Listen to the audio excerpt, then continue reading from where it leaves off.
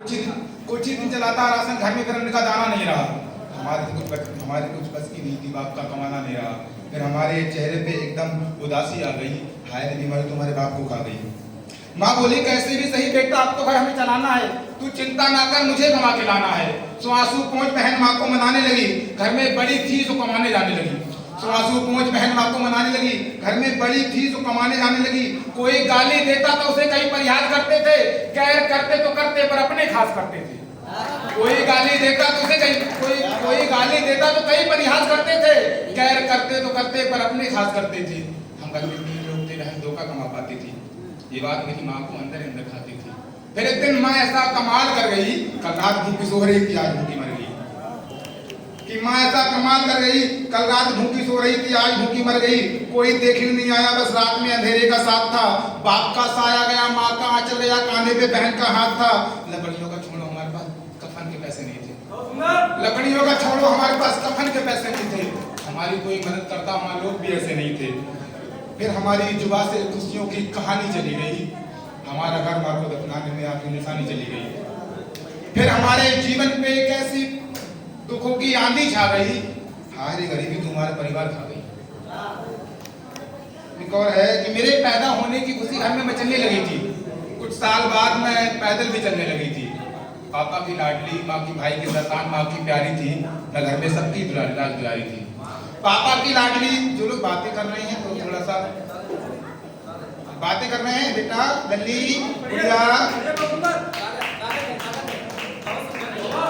थोड़ा सुन ले, बाद में कहिए। मैं ताली में कुछ नहीं चाह रहा हूँ, सुन लो बस। कि मेरे पैदा होने की खुशी घर में मचलने लगी थी। कुछ साल बाद मैं पैदल भी चलने लगी थी। पापा की लाडली, भाई की संतान, माँ की प्यारी थी, मैं घर में सबकी राज गुजारी थी। पूरा मोहल्ला मुझे गुड़िया रानी कहकर बुलाता था। पापा से ज्यादा मुझे मेरा भैया चाहता था। जरा सी गलती पर मैं सर आसमान उठाया करती थी। मैं हर बात अपने पापा को बताया करती थी। फिर पापा बोले चलो एक शुभ काज कर देते हैं, कल नहीं तो आज कर देते हैं।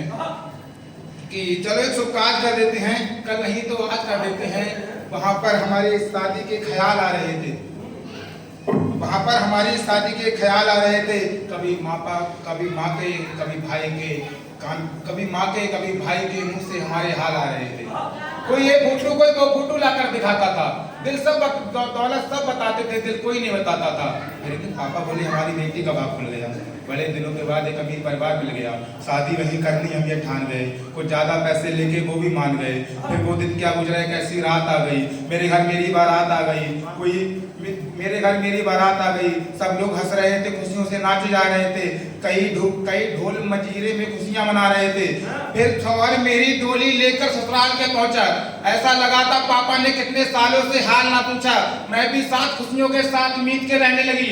पापा को लगा हमारी बेटी अब ठीक से रहने लगी। कुछ साल बाद बेटी के घर से एक मौत का पैगाम आया। मरने वाले में भी बेटी का नाम आया। बहन की लाश को देखकर भाई के पातले जमी खिसक गई। अचानक कमरे में पड़े खत पे बाप की नजर गई। उसमें लिखा था पापा तुम्हें तो पता है ना, पूरा मोहल्ला मुझे गुड़िया रानी कहकर बुलाता था। भैया तुझे तो पता है, तू तो मुझे पापा से ज्यादा चाहता था। और तुम्हें पता है मैं जरा सी गलती पर सारा आसमान खाया करती थी। पापा तुम्हें पता है मैं हर बात तुम्हें बताया करती थी, पर नहीं कह पाई। देवर मेरी मन की पीठ पर मुड़ियां फेरता है। नहीं कह पाई उसका दोस्त मेरे हाथों से खेलता है। नहीं कह पाई वो किसी और के साथ सोते हैं। मम्मी तुमने तो कभी नहीं बताया, शौहर ऐसे भी होते हैं।